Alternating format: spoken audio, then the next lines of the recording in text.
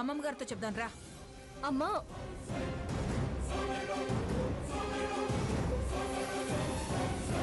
ఆగండి అక్కడ.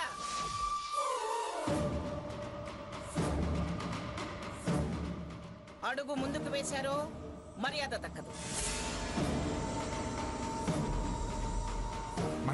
మీరు మాట్లాడకండి. అది ఎప్పుడైతే ఇంట్లో లేకుండా వెళ్ళిపోయిందో అప్పుడే ఈ గుమ్మం తొక్కే అర్హత కోల్పోయింది.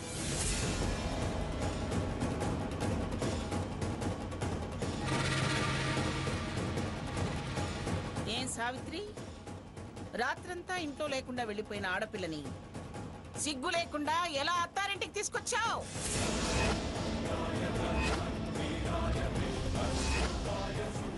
ఏ ఎటుపోయినా పర్వాలేదు, ఏం చేసి వచ్చినా అభ్యంతరం లేదు. కన్న తీపి పేగు బంధం అనుకుంటే నీ ఇంట్లోనే అట్టి పెట్టుకో, నీ ఒళ్ళోనే పడుకో పెట్టుకుని జోల పాడుకో. వెళ్ళండి ఇక్కడి నుంచి.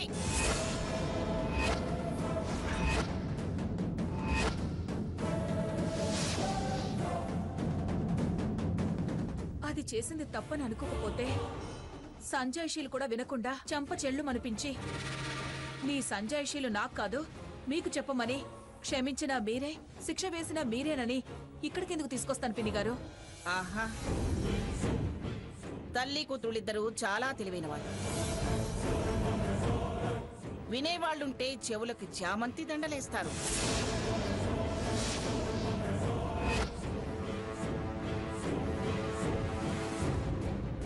కళ్ళు మూసుకొనుంటే దిగబెట్టి రావచ్చు, కాదంటే మా మీద అదుగో మంగమ్మ గద్దించింది అని నింద వేయచ్చు.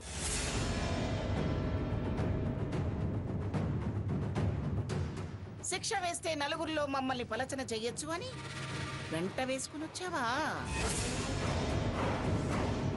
క్షమించుకుంటావో శిక్షించుకుంటావో నీ ఇష్టం. పో, దాన్ని తీసుకుని పో. అర్హత లేకపోవడానికి, క్షమించడానికి, శిక్ష వేయడానికి నేనేం తప్పు చేయలేదమ్మమ్మ గారు. నోర్మోయ్, నోర్మోయ్.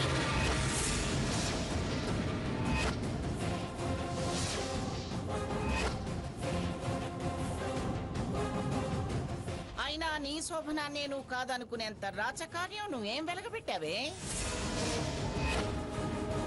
మా ఆయన గారు కోరుకున్నారు మా అత్తగారు రావాలి, దొత్తగారు రావాలి అని.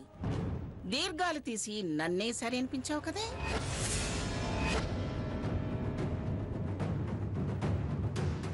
ఏదే ఏదే నీ అత్త?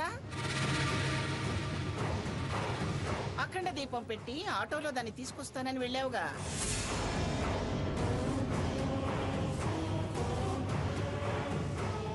అఖండ దీపం పెట్టావా, లేక అదే నువ్వు కలిసి అసలుకే అసలు పెట్టాలని ఇలా చేశారా? తీసుకెళ్ళు సావిత్రి, దాన్ని నా కళ్ళ ముందు లేకుండా తీసుకెళ్ళు.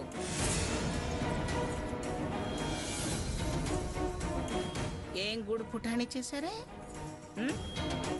ఏ ధైర్యంతో అర్హత ఉన్న దానిలా మాట్లాడుతున్నావు?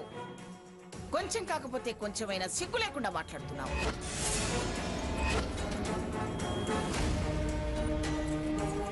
మంగా, కారణం తెలుసుకోకుండా ఎందుకు అలా దోషిని చేసి మాట్లాడతావు?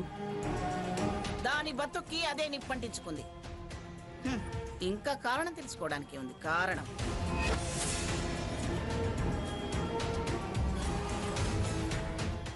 వినడం మొదలు పెడితే ఇలా కాశీ మజిలీ కథలు చాలా చెప్తారు వీళ్ళు.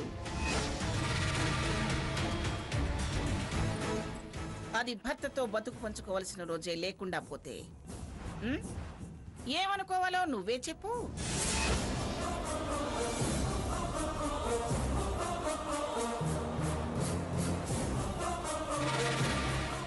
కూతురన్న వలపక్షం మానుకొని మాట్లాడు సావిత్రి. దాన్ని సమర్థిస్తావా లేక నేను కరెక్ట్ అంటావా? నేనేం మాట్లాడాలో తెలియలేని స్థితిలో ఉన్నాను పిన్ని గారు. ఈ అతి తెలివి మాటలే వద్దు. బాధ్యత గల తల్లివైతే నిజం చెప్పు. అది చేసింది 100కి 100 పాళ్ళు తప్పేనని స్పష్టంగా చెప్పు.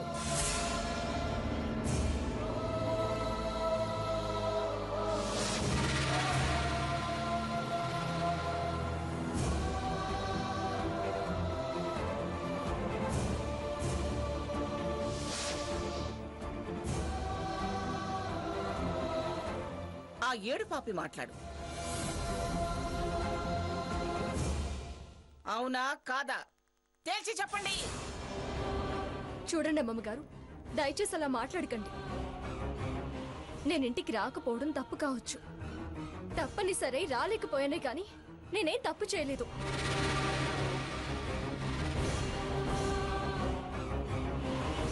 మీరు కారణం అడుగుతారనుకున్నాను కానీ ఇలా కాని మాటలు అనకూడని మాటలు అంటారనుకోలేదు.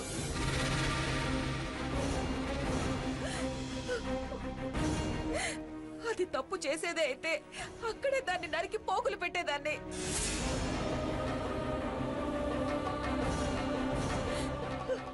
సీత చెప్పేది ఒక్కసారి వినండి పిన్ని గారు. నానమ్మా, సీత గురించి నాకు బాగా తెలుసు. తను నువ్వనుకునేంత తప్పుగా ప్రవర్తించే మనిషి ఏం కాదు. తప్పు చేసే మనిషి కాదు అని సమర్థించకన్నయ్య. మిడ్ నైట్ అయినా ఇంటికి రాకపోవటం చిన్న విషయం కాదు.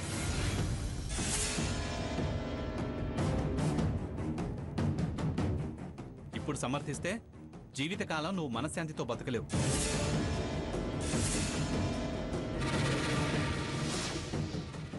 అసలు నిలదీయాల్సింది గ్రాని కాదు, నువ్వు. నోరు ముయ్యరా. తానేమిటో జగమంతా అంతే అనుకునే రకాని నువ్వు. నీలాగే అందరూ అనుకుంటున్నావా?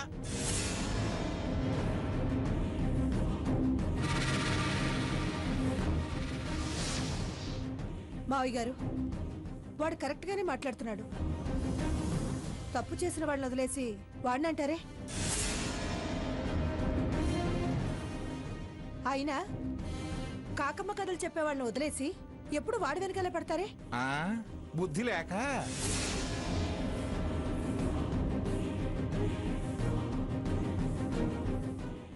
నీ అంత గొప్పగా ఆలోచించలేక.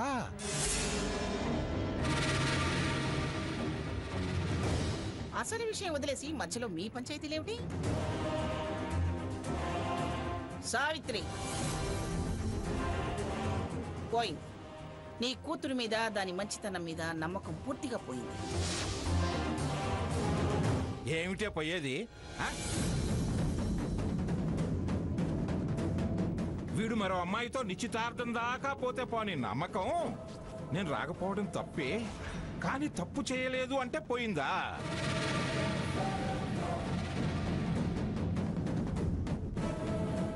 ఎన్నోసార్లు నీ నోటితో నువ్వే రామచంద్రం కూతుర్లు బంగారం అన్నదానివి. ఇప్పుడు ఇలా ఎలా అనగలుగుతున్నావే? ఆ సందర్భం వేరు, ఈ సందర్భం వేరు. నా బతుకు కన్నా మరొక మనిషిని బ్రతికించడం ముఖ్యం అనుకున్నాను. ఎవరి బతుకో బాగు చేయడం కోసం నీ బతుకు నాశనం చేసుకుంటావా? వాడు అన్నా వదినా అని ఆరాటపడ్డాడు, కానీ నువ్వే కాదని చెడగొట్టుకున్నావంటే ఏమనాలి?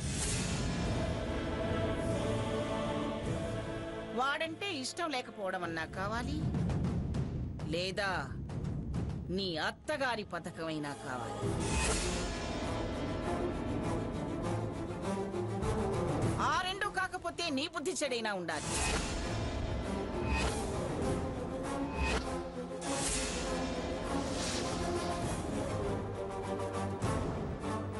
వాటిని కప్పిపుచ్చుకోవడానికి అక్బర్ బీర్బల్ కథలు చెబితే కుదరదు. నమ్మడానికి మేమేం వెర్రివాళ్ళం కాదు.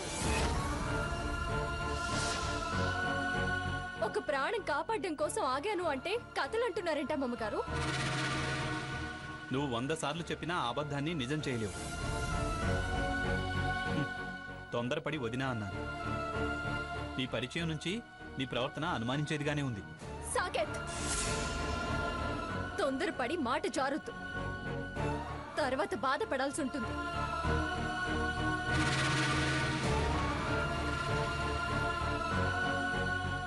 రఘురామ్, ఎవరేమన్నా భరిస్తాను, కానీ నువ్వు మాట్లాడు. లేకపోతే వాళ్ళ మాటలు నిజమవుతాయి, నాది అబద్ధం అవుతుంది. మాట్లాడు రఘురామ్, మాట్లాడు.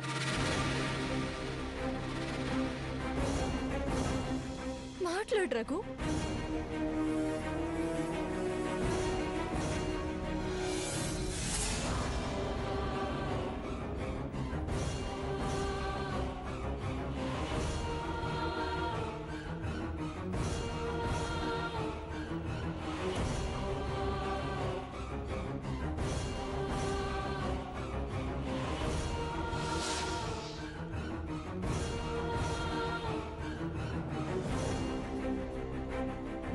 నానమ్మ, సీత చెప్పేది నిజమే.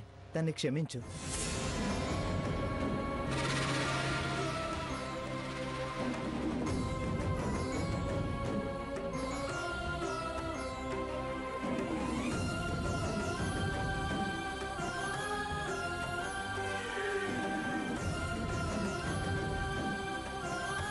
రేయ్, నమ్మించగలిగితేనే మోసం చేయడం కుదురుతుందని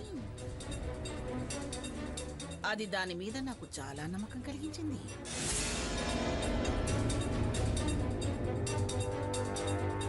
మీరొకటి కావడం కన్నా నాకు ఏది ముఖ్యం కాదురా. కానీ ఇప్పుడు 1,00,000 కారణాలు చెప్పినా నేను నమ్మను. ఏమిటమ్మా సీత, ఎవరి కోసమో ఎందుకు నీ బతుకునేలా ప్రమాదంలో పడేసుకున్నావు? ఒక్క ఫోన్ అలా చేస్తే బాగుండేది కదా. మా ఫోన్కు కూడా నువ్వు అందుబాటులోకి రాలేదు. ఛార్జింగ్ అయిపోయింది తాతయ్య గారు. బయటకు వచ్చి చేసే అవకాశం లేకుండా పోయింది. విన్నారా? బయటికి రాలేని పరిస్థితి అట. అంటే ఏమనుకోవాలి? అమ్మమ్మ గారు, ఏ నోరు లేస్తుందేమిటి? చెప్పవే, ఎవరి ప్రాణం కాపాడటానికున్నావు? అంత కావలసిన మనిషి ఎవరో చెప్పవే.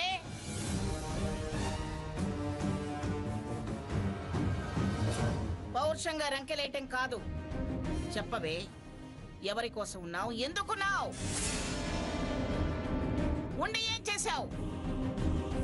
ఈ మాటలు అనుమానించక ముందు అడగాలి మంగా. నిజమైతే ఎప్పుడు అడిగినా సమాధానం చెప్పచ్చు. మీరు నమ్మినా నమ్మకపోయినా నేను చెప్పేది నిజం. నేను గుడిలో ప్రదక్షిణలు చేసి రాబోతుండగా ఒక పెద్ద ఆవిడ కుప్పకూలి స్పృహ కోల్పోయింది.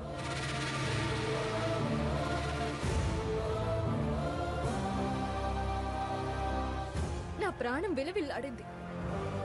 వెంటనే హాస్పిటల్కి తీసుకువెళ్ళాను. ఆవిడ గురించి వాళ్ళకి వివరాలు అందించే అవకాశం ఏది లేకుండా పోయింది. ఆ సమయంలో నేను బ్లడ్ ఇస్తూ ఉన్నాను కాబట్టి నేను ఇంటికి ఫోన్ చేయలేకపోయాను. తల్లే కదా, నా స్థితి అర్థం చేసుకుంటుంది అని అమ్మ దగ్గరికి వెళితే మీలాగే తను నా మాట కూడా వినకుండా ఆవేశపడి ఇక్కడికి లాక్కొచ్చింది.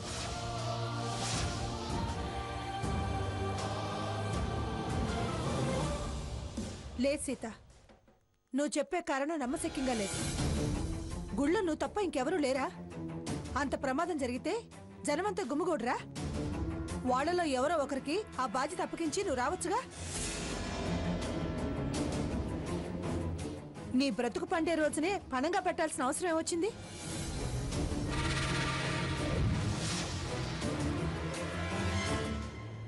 దాని సంజాయిషి నాకు సమ్మతంగా లేదు. ఎస్, గ్రాని అనేది కరెక్ట్. ఏరా, నిన్ను దారికి తెచ్చారని వాళ్ళని సాధించాలని చూస్తున్నావా?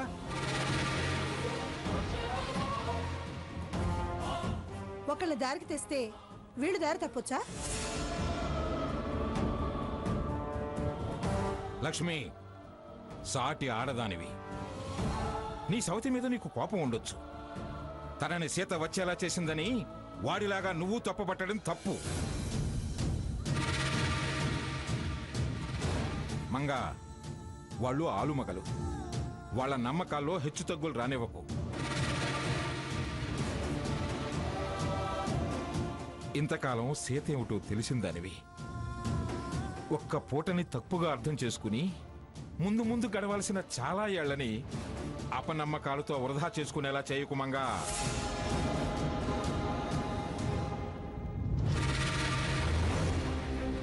చూడండి అమ్మమ్మ గారు, ఆ దేవుడి మీద, నన్ను కట్టుకున్న రఘురాం మీద, నా కన్న తల్లిదండ్రుల మీద ప్రమాణం చేసి చెప్తున్నాను.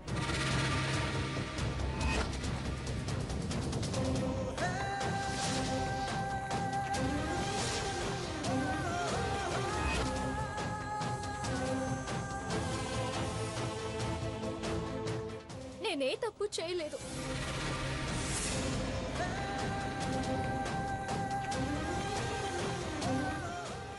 నాకు నా భర్త అంటే ఎంత ప్రేమ ఉందో మీరన్నా అంతే గౌరవం ఉందా అమ్మగారు?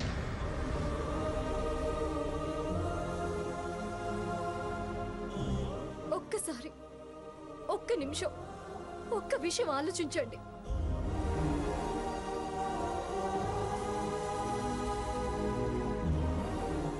భార్యాభర్తలుగా మేము ఈ ఇంట్లోనే ఉంటున్నా, ఒకే గదిలో పడుకుంటున్నాం.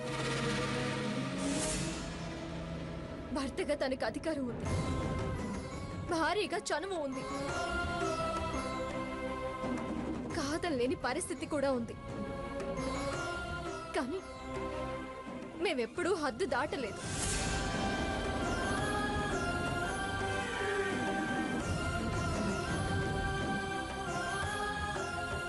పద్ధతి తప్పలేదు. అలాంటి నేను దారి తప్పుతానా? అసలు అసలు నన్ను అలా ఎలా ఊహించగలిగారు?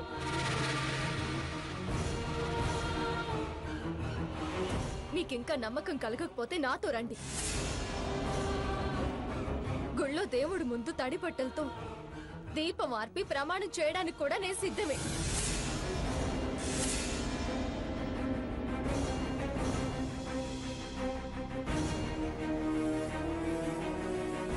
సర్లే, ఇక చాలు. చేసిన ప్రమాణాలు ఇక చాలు. సీత, ఘనంగా అన్ని ఏర్పాట్లు చేసుకున్న తర్వాత నువ్వు లేవని కంగారు పడ్డా. నిన్ను చూడగానే ఆవేశం ఆపుకోలేక అనేశాను.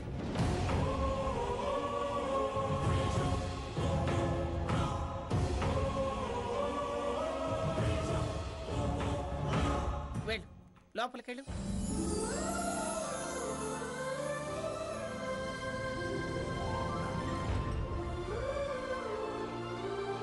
పిన్ని గారు, మీ మనసు చాలా గొప్పది. నా మనసు కాదు, కొంతమంది మనుషుల మీద ఉన్న నమ్మకం గొప్పది.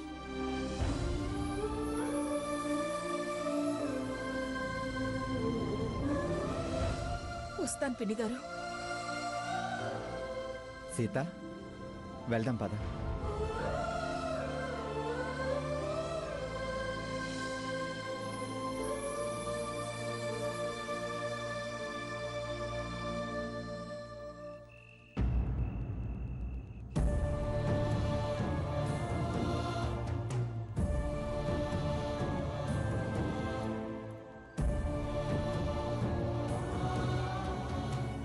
ఏయ్,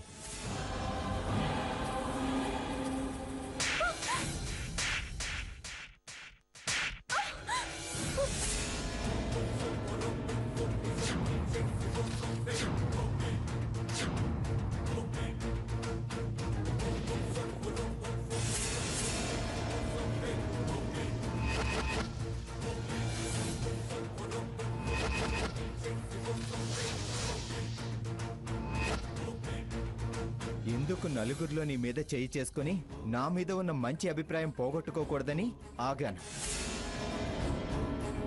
చెప్పు, ఇప్పుడు చెప్పు, ఎక్కడికి వెళ్ళావు? ఎస్, రఘురామ్ని అడుగుతున్నాను. చెప్పు చెప్పు. నువ్వు కూడా నన్ను అనుమానిస్తున్నావా? ఏ, ఎందుకు అనుమానించకూడదు? నేను అందరి మగాళ్ళ లాంటి వాడిని. ఎంత ప్రేమిస్తే మాత్రం నువ్వేం చేసినా పట్టించుకోననుకున్నావా? నా కళ్ళల్లో కారం కొడితే కూడా అలాగే గుడ్లు అప్పగించి చూస్తూ ఊరుకుంటాననుకుంటున్నావా? చెప్పు, ఎక్కడికి వెళ్ళావు?